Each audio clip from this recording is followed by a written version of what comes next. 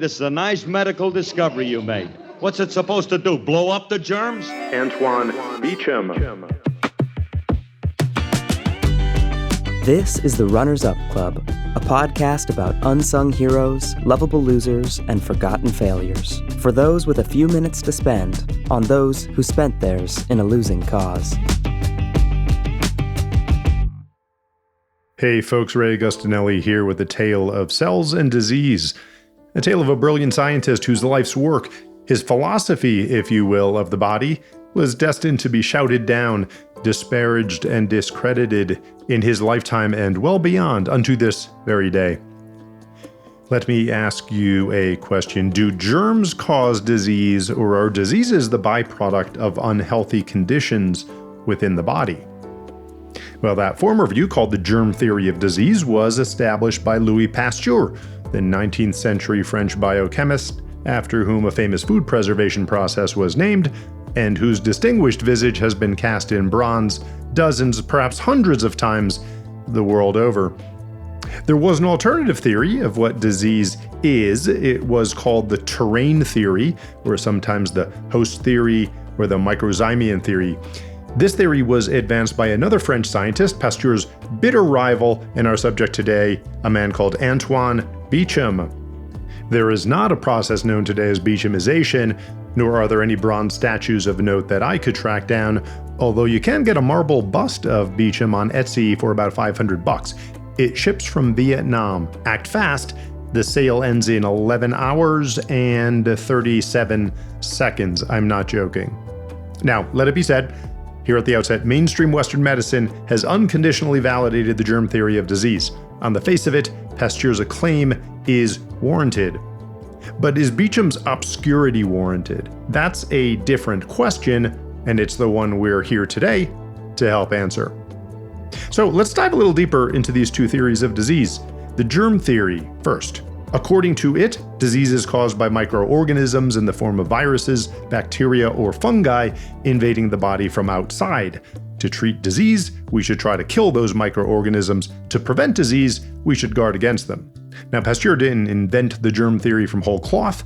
It was initially developed by various European thinkers going back centuries, starting with Paracelsus, actually in the 1500s. Pasteur advanced and formalized the theory, and most importantly, he backed it with extensive experimentation.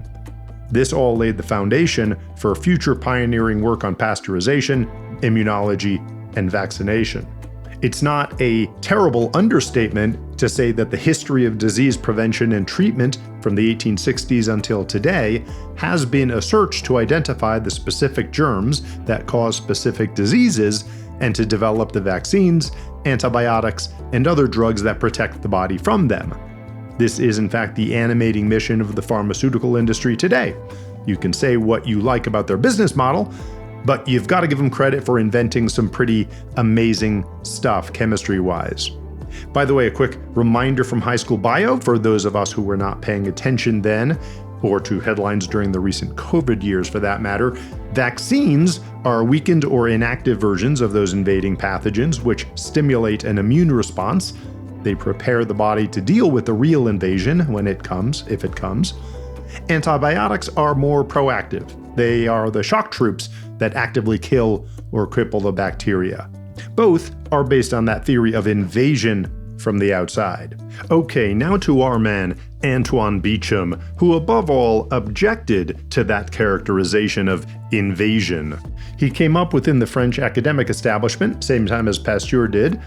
Antoine succeeded Louis as professor of chemistry at the University of Strasbourg in 1854. In my mind's eye, I can see the two snarling at each other across the river that runs through Strasbourg, which is called, I kid you not, the River Ill, I-L-L. Take from that what you will. Now, from that post in Strasbourg and later in Montpellier and Lille, he did work in applied organic chemistry, coming up with a process known as the Bechamp reduction, which, as none of us know, is a process for producing aniline from nitrobenzene. He also did work on fermentation, going head-to-head with Pasteur in the medical literature on their experimental results. And he developed his terrain theory of disease. According to this theory, it's not the so-called invasion of outside microorganisms that cause disease per se. Rather, the disease is a result of imbalances within the body's cells, nutritional, electrical, structural, and biological imbalances. To prevent disease, we should maintain a healthy, balanced bodily terrain, and when disease strikes, we should, quote, treat the patient, not the infection. Well, the terrain theory put Bechamp squarely at odds with the great Pasteur, whose germ theory at this time was racking up success after success in the laboratory. And fundamentally, that's where Bechamp fell down. Through the 1860s, 70s, and 80s, his theories failed to prove out experimentally. No significant medical advances in Western medicine can be ascribed directly to it. As time went on and Pasteur's star rose, Bechamp's attacks on the great man became increasingly personal and bitter. His theories just didn't gather many adherents, and he sank into obscurity, dying unheralded in 1908, age 91. Well, was Antoine Bechamp's obscurity deserved? We do have to ask. This is the Runners Up Club. It's what we do. Was he a thinker whose ideas simply didn't stand the test of time or of basic science, and whose complaints were sour grapes, duly ignored? Well, with an all-purpose bogeyman like Big Pharma lined up on one side of this argument, Pasteur's, one does not need to be a rabid conspiracy theorist to wonder whether the overwhelming forces that have aligned against the terrain theory may not have decided the issue more categorically than it should have been. It's this sort of over-obscuring, after all, the descent into pure shadow of those worthy of illumination that lies at the heart of many of our tales here at the Runners Up Club, the most enraging ones. So let's give the skeptics a hearing. Pasteur today is credited with the breakthrough demonstrations on fermentation, but Bechamp's champions point with justifiable indignation at results and publications by Bechamp from just a few years earlier that would suggest his priority in their discovery. Was he robbed? Gotta wonder in this case whether Bechamp was not the giant upon whose shoulders Pasteur stood, at least for a little while. Now, the more ardent Pasteur haters go much further, claiming Pasteur was a fraud and a plagiarist not only of Bechamp's work, but of other predecessors and contemporaries. They say he possessed a fundamental misunderstanding of fermentation and digestion, that he believed in spontaneous generation long after others had abandoned the notion, and that his medical ethics were highly suspect. That latter claim arose when he supervised the trial of a lightly tested vaccine on a 9-year-old boy that had been bitten by a rabid dog without firmly diagnosing the boy with rabies. Also doing so without a medical license. He was primarily a chemist by training. So it seems there's a whole bunch of rocks we can throw to put some dents in Pasteur's bronze statues. But if we're going to really tarnish those things, we need to chip away at the germ theory. We don't need to disprove it entirely, I would argue. We can't. It's been proven. We just need to point to some evidence that it's not the whole story. I think Bechamp himself would agree, by the way. In The Blood and Its Third Anatomical Element, Bechamp wrote the following. The precise knowledge of the blood reduces to its just value. This latest form of the struggle against the microzymian theory of all the suppositions and fancies of Monsieur Pasteur. There remains only, even for his disciples, that which consists in admitting a sole cause, the germs or microbes of the air, to explain the phenomenon of fermentations and disease. The key word there for me is the word soul. That's S-O-L-E. Pasteur's delusion for Bechamp was his insistence that the attacking germ and it alone caused disease, and that the condition of the host was not particularly relevant. Okay, well, if you've been paying attention to body science these last few years, you probably know about the microbiome. It's the universe of bacteria, fungi, single-celled organisms, viruses, parasites that live inside us and on us.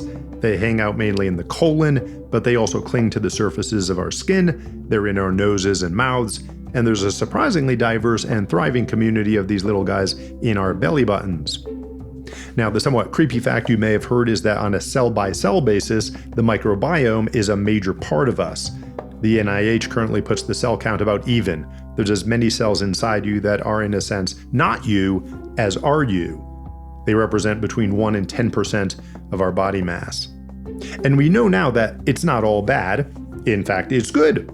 These guys break down complex carbs, They help digestion, they help regulate the immune system on an ongoing basis, not just during times of acute infection. They train our bodies to recognize the bad guys, those pathogenic cells, they produce vitamins, and a lot more.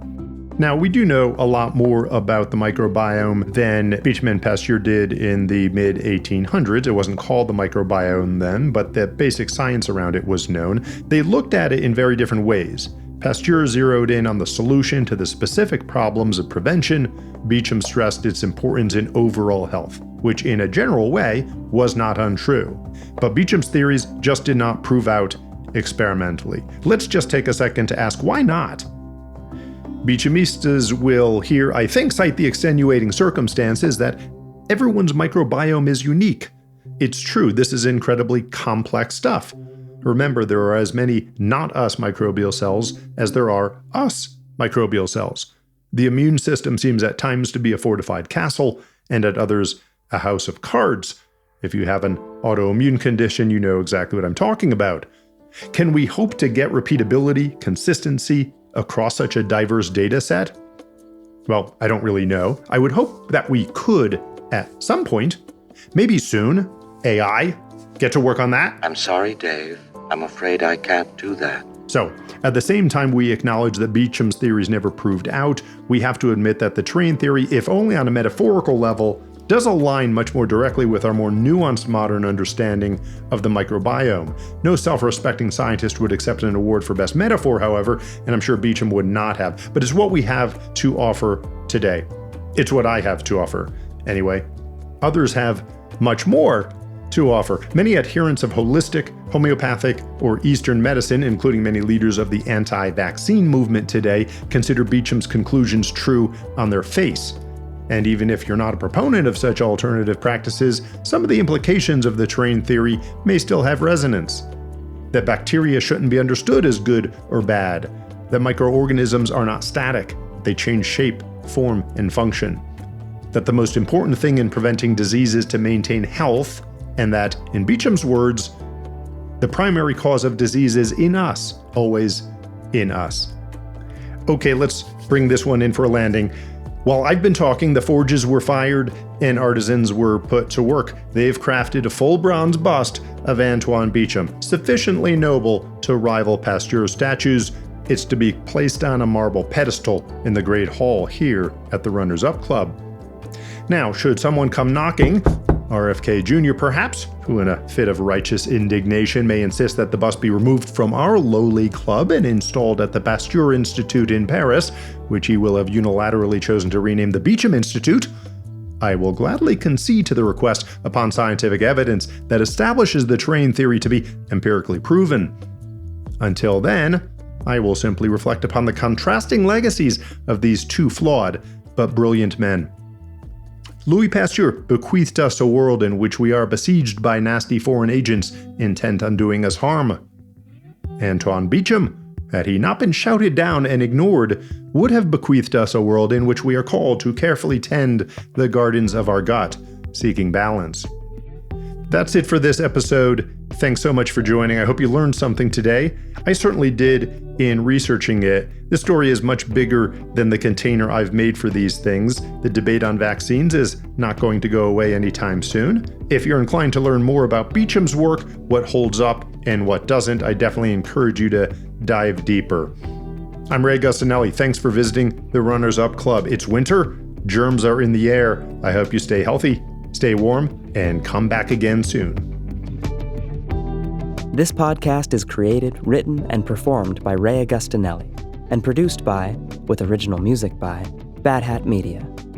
Find more at runnersupclub.com. Until next time, keep running.